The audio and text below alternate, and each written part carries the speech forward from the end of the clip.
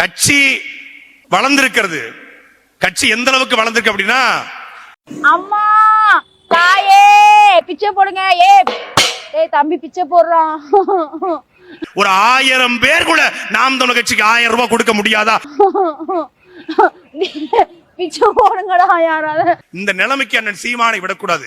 நம்ம வெல்ல போறோம், கோட்டையை பிடிக்க. நான் அந்த தட்டு வச்சிருக்கேன், ₹1 கலெக்ஷன் பண்ண முடியலையே. நான் இதுக்கு வேஸ்ட் தெண்டம்.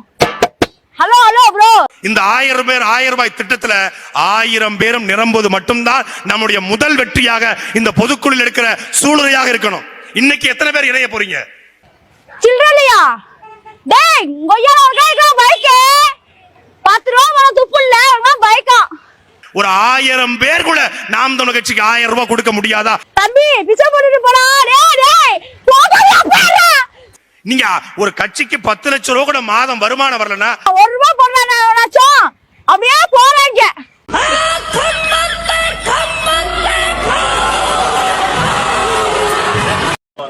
ஒருத்தனோட உறுப்பினர் அட்டை போடு. நீ நல்ல மானஸ்தனா இருந்தா, உண்மையான நீங்க நேர்மையாளரா இருந்தா, என் கட்சியில இருந்து இந்த வர இந்த நாம் தமிழர் கட்சி உறுப்பினர் அட்டை கட்டுறா.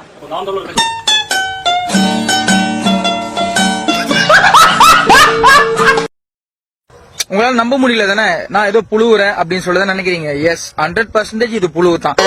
இந்த 1000 பேர் 1000 ரூபாய் திட்டம் நம்மகிட்ட இருந்தா யாரிடத்திலும் கை நீட்ட வேண்டிய தேவை கிடையாது. நான் புழுவுறதுக்கு தான் பிறந்தேனே.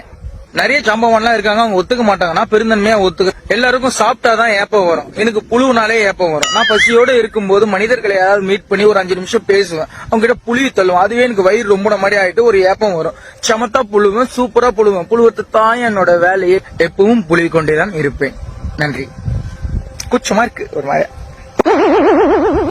எப்பவுமே விவசாயிகள் சம்பந்தப்பட்ட யார் ஆதரவு இருக்கோ அவங்களுக்கு தான் போடுவாங்க. விவசாயினா இப்ப சீமான் தான் இருக்காரு. அவன் இத்து போனவன், அவனெல்லாம் மனுஷனே கிடையாது.